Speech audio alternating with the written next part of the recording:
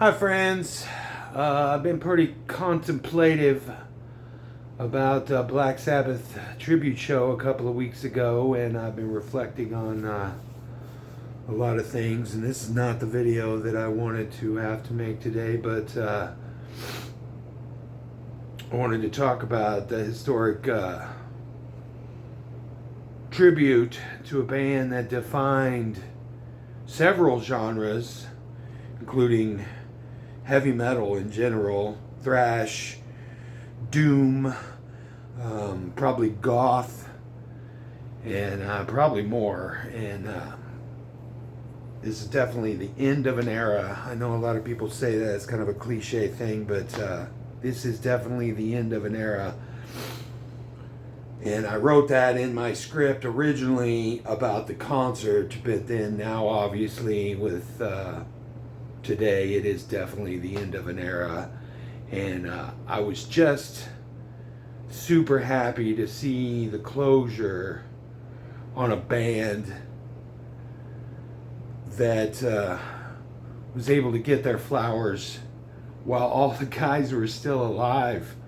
And that's no small feat considering the personal conflicts and the drugs and the health scares that all of them have had over the years. There's been several times Ozzy was on death's door, and several times that Bill Ward has been on death's door, and now the other two, Geezer and Tony, are both having health problems. And anyway, I was just really glad to see them all be able to get together and see how much the world appreciates what they do. So obviously the point of this video is to bid strong rest in power, rest in peace to Ozzy, who I was beginning to think it wasn't possible for him to die. He's been through so much, and I think even doctors have said that there was something about his DNA that he was able to process alcohol and drugs in a different way than most people, and he just survived so much, and it's just crazy. And I kind of feel like he was just hanging on long enough to get through the concert, and it was awesome to see him get inducted into the Rock and Roll Hall of Fame last year. And anyway, yeah, I just want to do a little tribute to his life and his career, and some of the personal things that his music and his life has done to touch my life. And let's get into it. His biggest song, without a doubt, was Close My Eyes Forever, duet he did with Lita Ford, and it is definitely the highest charting song that Ozzy ever had or Lita Ford ever had. But I would say his most iconic songs would probably be Mama, I'm Coming Home, and Crazy Train, who he wrote with Lemmy and Randy Rhoads, respectfully. And the three big ones from Black Sabbath, obviously Iron Man, which was the first song I ever learned how to play on guitar, Paranoid, and War Pigs, which I've heard more bands cover War Pigs than probably almost any other song that I can think of. I've heard in person live, I've heard everybody from Warren Haynes do it to Faith No More do it. Everybody covers War Pigs. Anyway, he did 9 studio albums with Black Sabbath and 13 solo albums.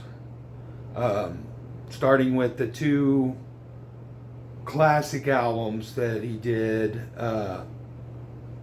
as soon as he retired or was fired from Black Sabbath, he was on a bad way. He was in a bad way. He was drinking a lot, and Sharon Osbourne kind of tried to save him out of that, and they found Randy Rhoads, and he really credits Randy Rhoads with the person that dragged him out of the funk and pretty much saved his life.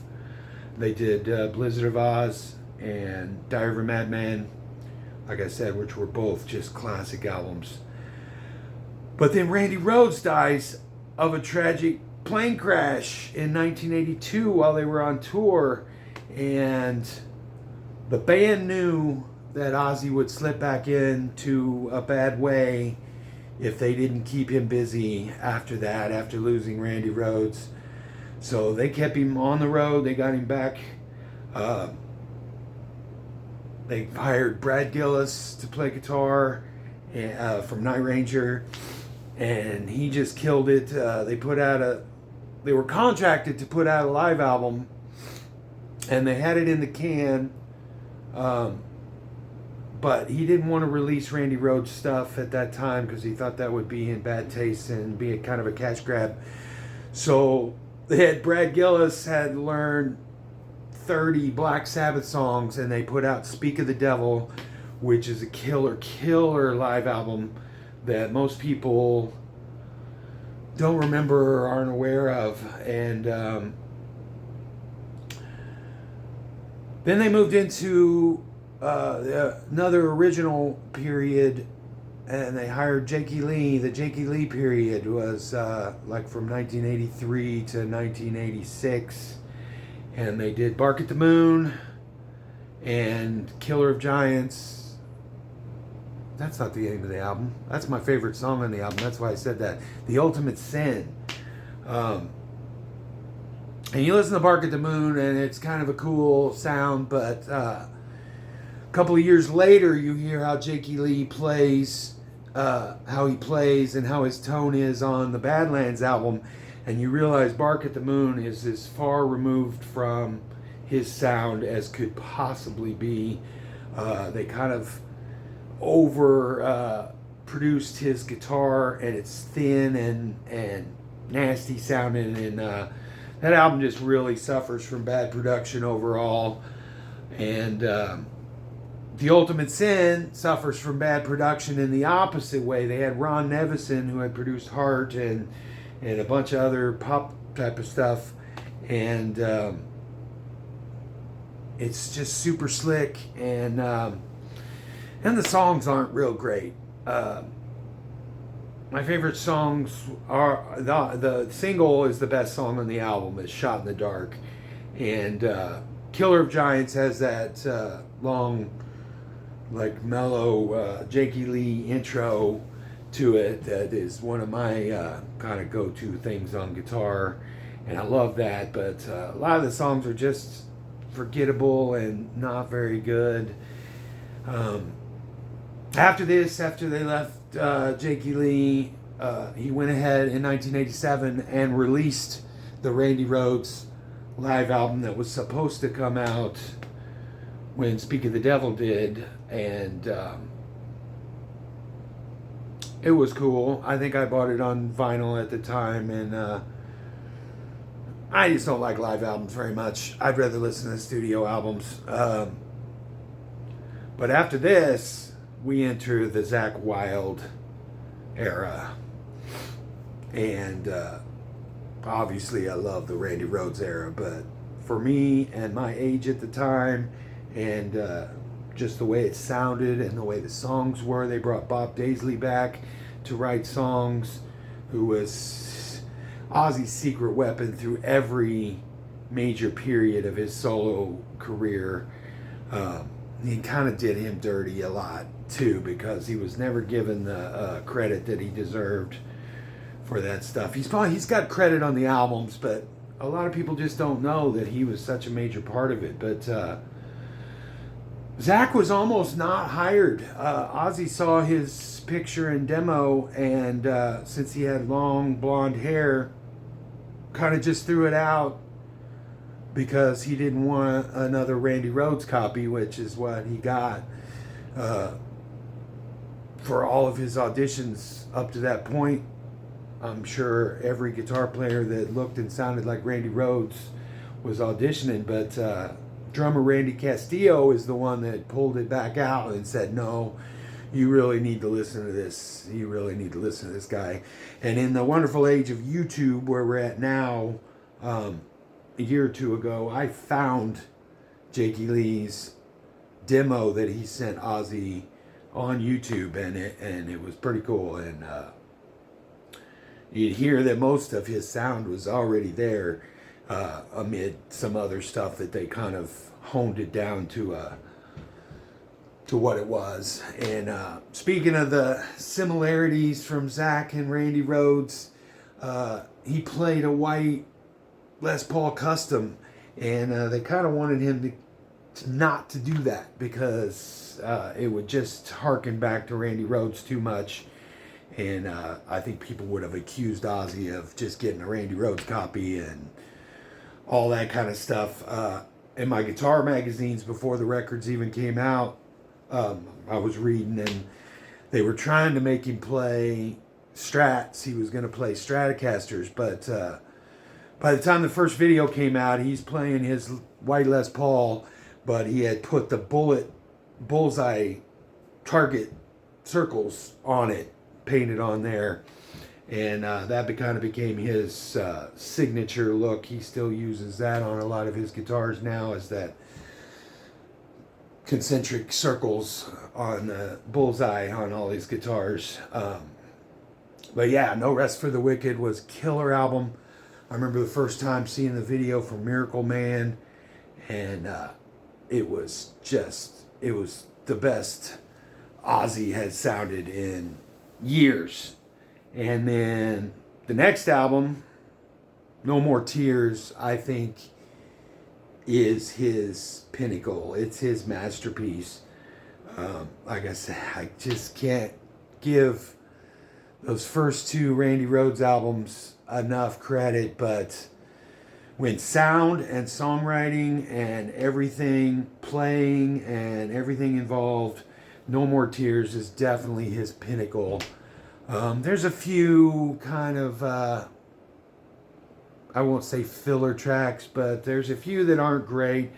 But all his best songwriting with Zach and with Bob Daisley and with Lemmy wrote Mom, I'm Coming Home and Hellraiser and whatever else on that album. I love No More Tears. It's so good.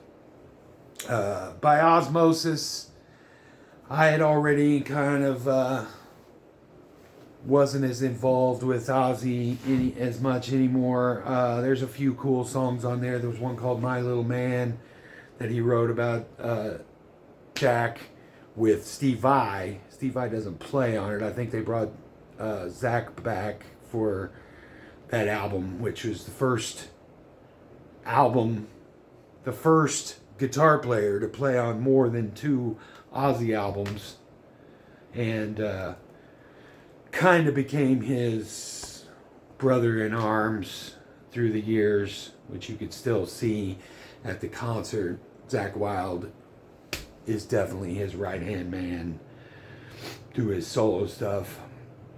He put out a few other solo albums after that, and I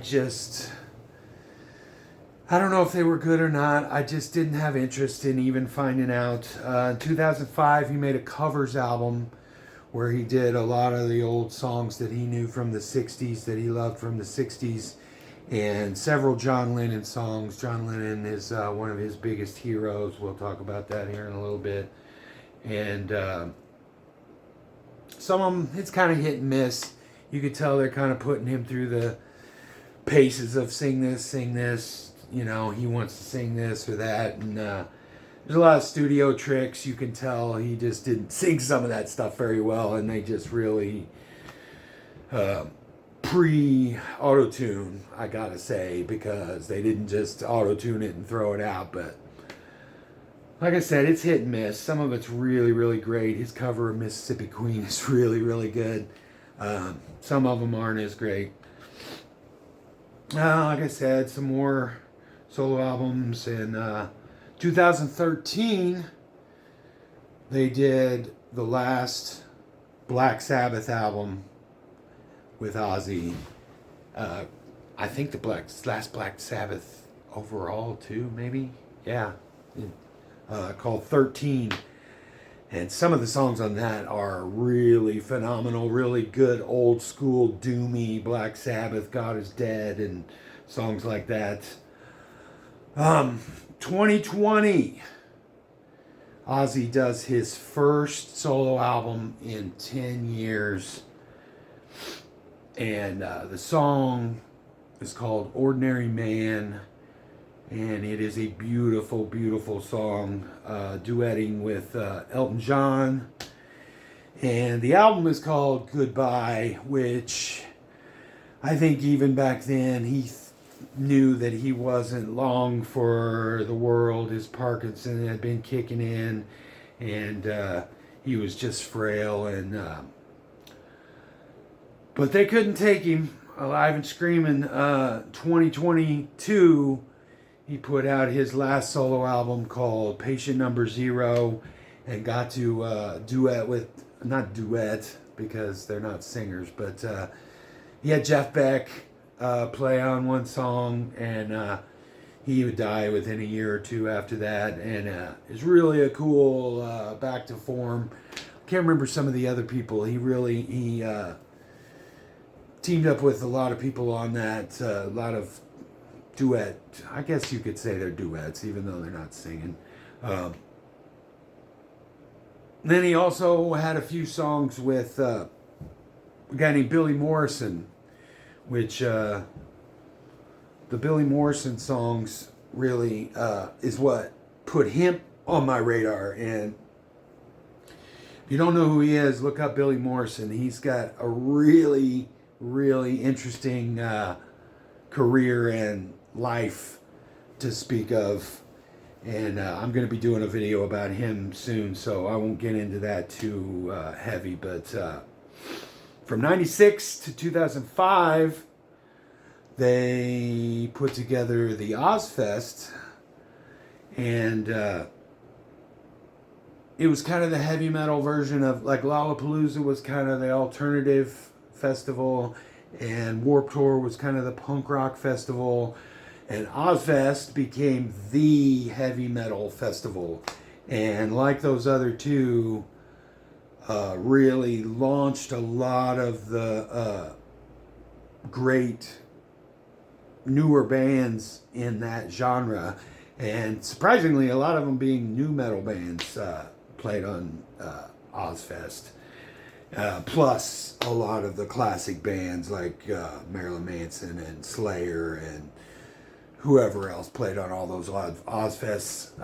I'm surprised. I can't believe, looking back on it now, that I never went to a single Ozfest. It's crazy to think. But I feel like I'd already seen Ozzy. Anyway, we'll get into that in my personal stuff. In 2002, from 2002 to 2005, they did the Osbournes reality show, which I thought was a crazy move, and really brought them a lot more mainstream fame, obviously. Reality shows in general are formulaic and gross, and I hate them so much. And I can make a whole video about that. But the Osbournes were early on the game, and they were over the top, and it was fun. I watched it. I think I have at least the first season, maybe the first two seasons on DVD somewhere.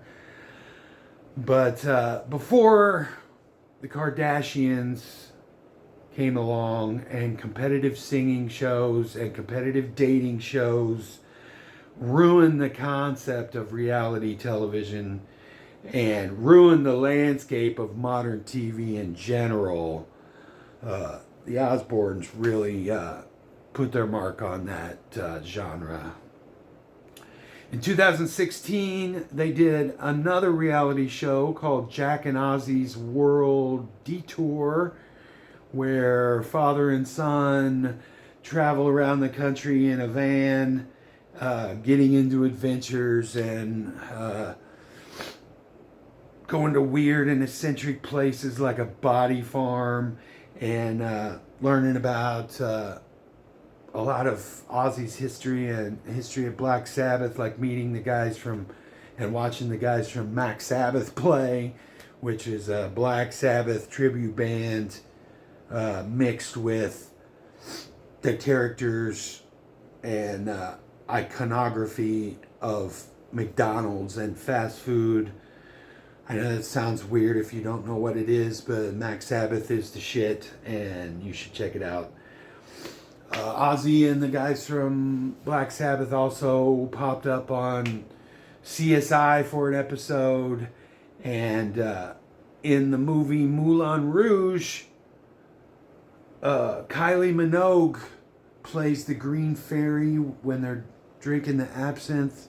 You're supposed to meet the Green Fairy when you drink absinthe, and starts out as her voice when it's pretty, but when she gets mad and her eyes turn red, Ozzy's voice is comped in as the scream, the evil scream that you hear. So there's a fun fact that you may or may not have known. I think they say that on the commentary of that movie, but there you go. There's Ozzy. So a little bit of my personal history. In 1983. Preteen me, before MTV, I had a couple of records, and my aunt had given me 3 of the 4 Kiss solo records, and I had the Disco Duck album. So, like I said, preteen me. What else is a 9 or 10, 11-year-old going to have? But, like I said, it was before MTV. But ABC, I think it was ABC, would run concerts late at night every once in a while on the weekends. And I saw the concert for Rush. And my dad had HBO, I think. And somehow I got to see the heavy metal day of the US Festival, and got to see Motley Crue and Ozzy and Judas Priest and Triumph and all of that stuff. I don't think I was able to stay up late enough to see the Van Halen. I didn't know who Van Halen was at the time yet, but wasn't long.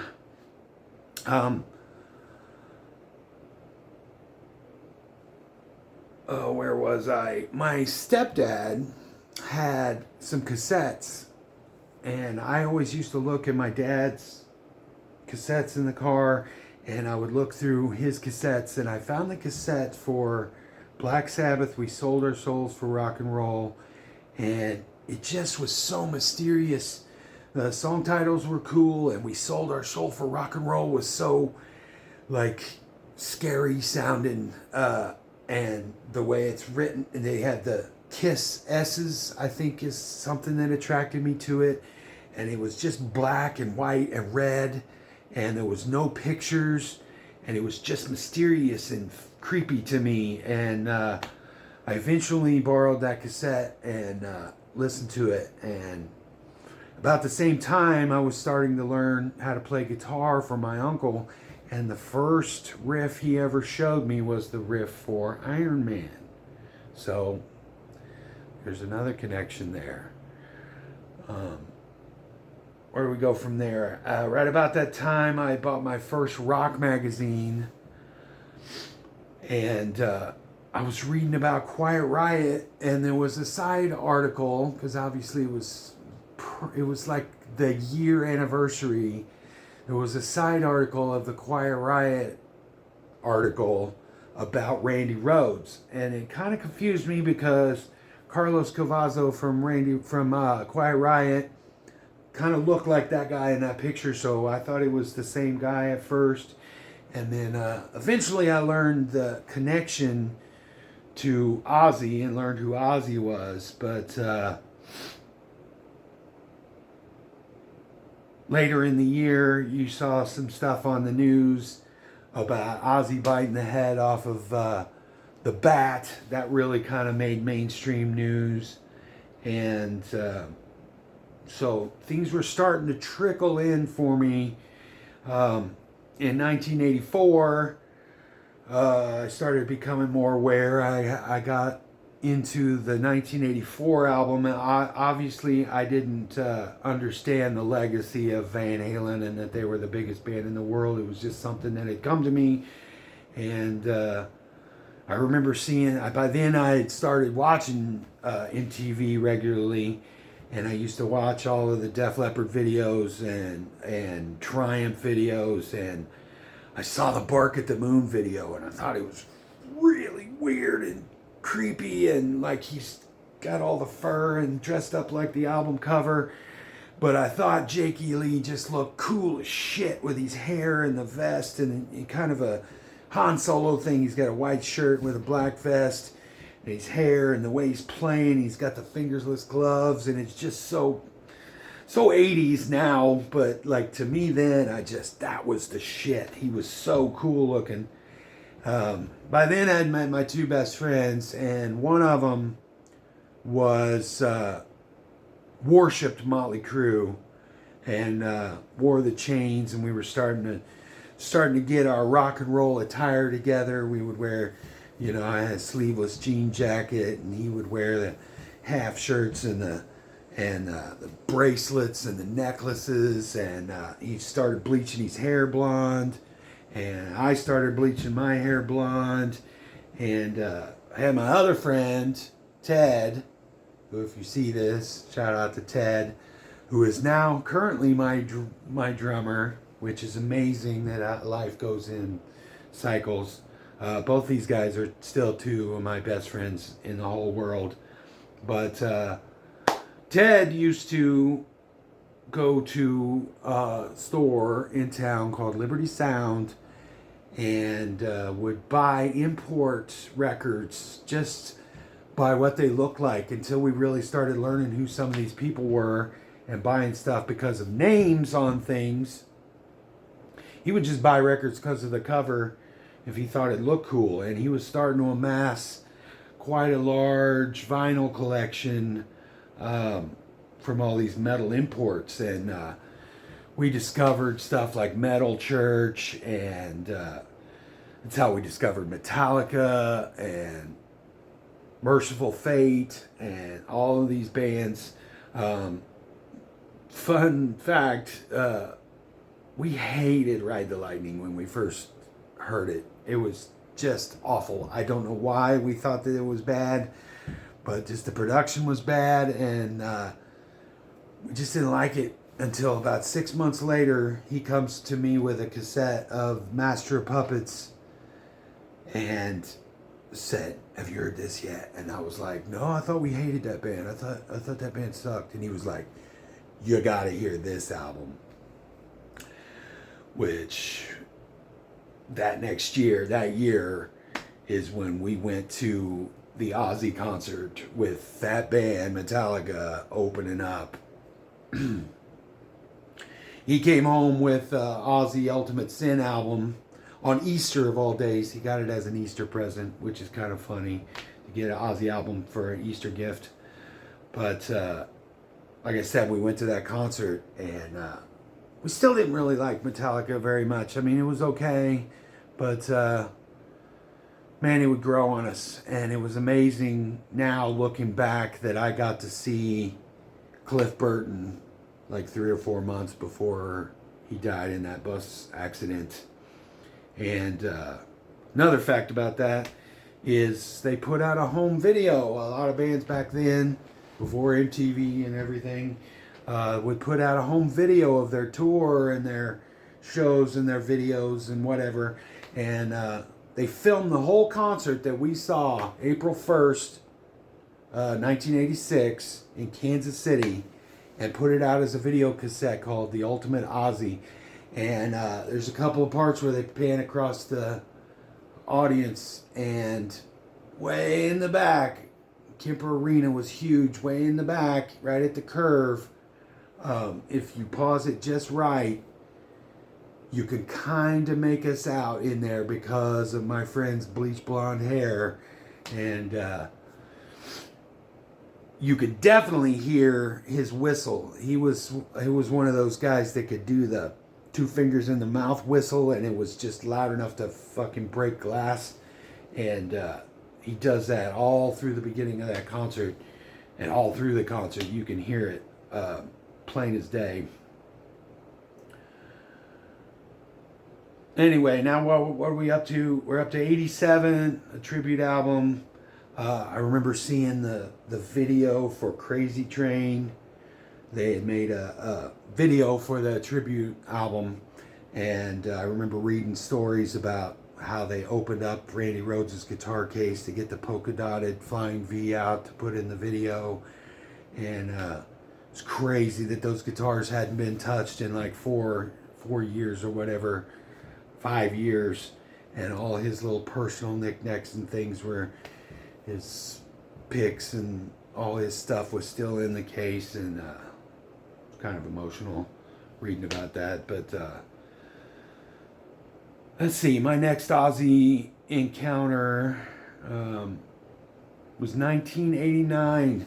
January 1989, I went to see Ozzy on the No Rest for the Wicked tour with Anthrax opening up, who were on the State of Euphoria tour. And I think it's January 9th, 1989. I remember the date because I had pierced my nose that day, because I wanted to have it pierced when I went to that show. I'd never seen anybody with their nose pierced. The only person I'd seen with their nose pierced was Izzy from Guns N' Roses. And that month is when Skid Row came out, and Rachel Bolan had the chain from his nose to his ear. And I said, I'm piercing my nose.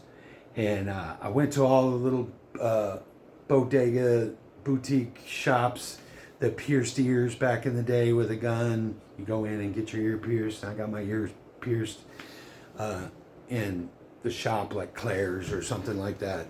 And none of them would pierce my nose. I said, can you just will you do my nose? And they said, no, we won't do that. And I had no idea the concept. Like I said, nobody was doing that kind of thing then. I had no idea the concept of a sewing needle being hollow and making a hole for the earring to go into. So I just grabbed a regular needle, solid needle. And I was afraid to go this way because I thought, well, when that pushes through, I'm going to pierce that all the way through my lip. So I started going from the inside out, and I'm pushing and pushing and pushing, and immediately my nose starts running, and I'm pushing and pushing and pushing, and immediately my nose swells up to about this big, because I'm causing it some distress. And since it swelled up, I couldn't get the needle through, and it was starting to hurt my finger more pushing it this way than it was hurting my nose. So I finally just kept going and going and going. I wrapped my finger in a wash rag and just forced it and forced it and forced it, and then finally pulled it back through, and I finally got the earring in and got it. So yeah, anyway, I didn't mean to go into the whole diatribe of how I pierced my nose, but it was the day before the day of the Ozzy concert that I did that. So I was on my road to freakness. Thank you, Ozzy, for everything. That was the last time I saw Ozzy live. I do not know why I didn't go to see the No More Tears tour or the No More Tours tour or whatever they called it, or any after that. I never went to any of the Ozfests, and I hadn't quite given up on my concert going career by then in the 90s, but I was definitely more selective. I still went to a lot of concerts, but there's a lot of holes that I missed in there in the 90s. But I did go see Zakk Wylde on his acoustic tour in 1996 or 97 for the Book of Shadows. It was kind of an acoustic tour. And then I saw him one other time at a small club that we all played at. Actually, couldn't believe we were seeing somebody like that in that small of a place. I saw Black Label Society. But yeah, that's my history with Ozzy. I never got to meet him. Never got to meet a lot of people. I got a friend that's his kind of part of his deal. He's such a loving fanboy of things, and he just loves getting a picture with himself with people. And I just never was into that as much. But let's get back to the concert, the Back to the Beginning concert. Obviously, Randy Rhoads' spirit shined over the whole day in a lot of different ways, from Ozzy's whole set with Zakk Wylde just really paying tribute to him, to several of the other people doing Randy Rhoads songs, and Rudy Sarzo being the only member of that early band to represent, and his new signature bass model has the polka dots on it, and he's kind of keeping the Randy Rhoads legacy alive by being the only living member left of the original Quiet Riot. Rest in peace, Kevin DuBrow and Frankie Banali, and also rest in peace Lee Kerslake, who was the actual drummer on those first two Randy Rhoads albums, and rest in peace Randy Castillo, who was the drummer on the later Ozzy albums and was sort of the bridge between the Jake and Zakk periods. He's the person that he played on Ultimate Sin, but then continued on into the Zakk era. Also, rest in peace to Lemmy, who was best friends with Ozzy and wrote several songs. Like I said earlier, he basically helped write "Mama, I'm Coming Home." Rest in peace to Jimi Hendrix and John Lennon, who were probably Ozzy's two biggest influences. I think the first show that he ever did with Black Sabbath was like the week that Jimi Hendrix died, and he went on stage and painted himself all purple because of Purple Haze, and he is kind of iconic that he was known for the little round John Lennon glasses.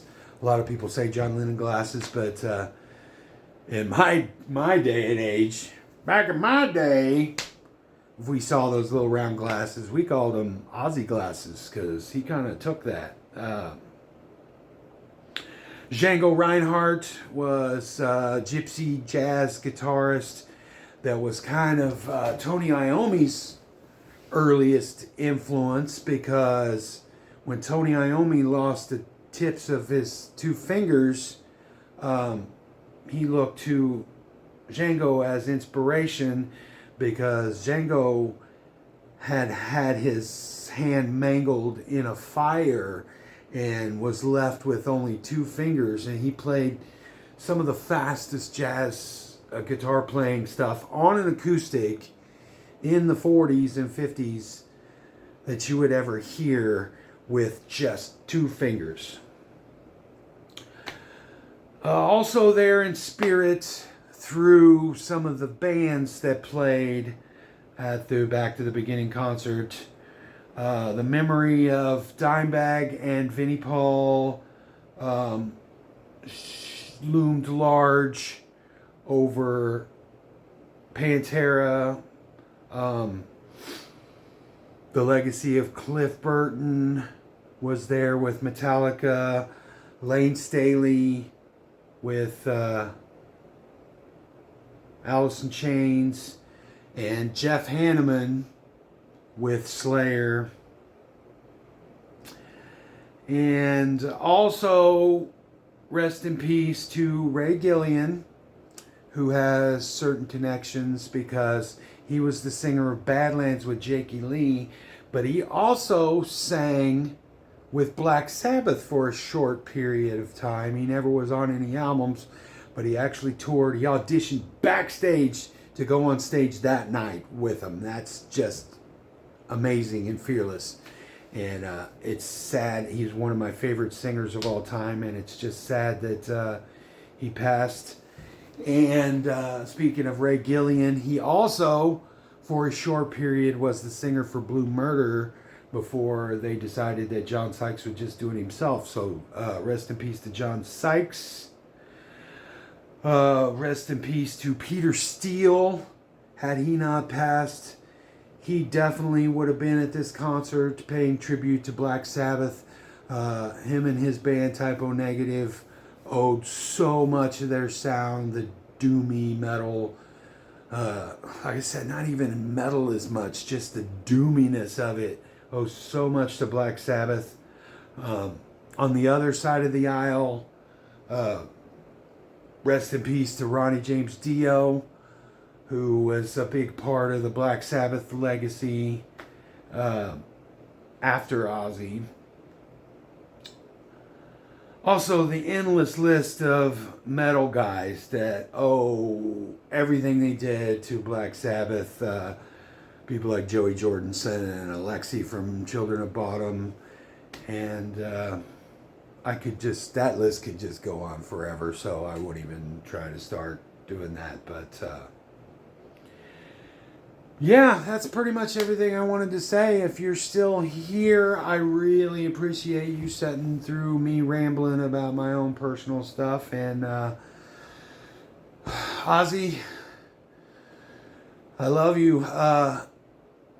There's only a few musicians in the last 10 years that have passed away that have really, I'm sad a little bit about some, and some are just a name on a list. But David Bowie, Prince, both in the same year. Oh my gosh, it just destroyed me. Eddie Van Halen, obviously, and now Ozzy is on the list of it's just all our heroes are just gonna start going away, and it's just really sad. I'm just so glad that they've left us a legacy. I'm going to be listening to some Ozzy and Black Sabbath stuff and thinking about that concert, how perfect of a show it was with no drama and no egos, and just... That's all I got to say about that. So I'll catch you on the next one. I love you.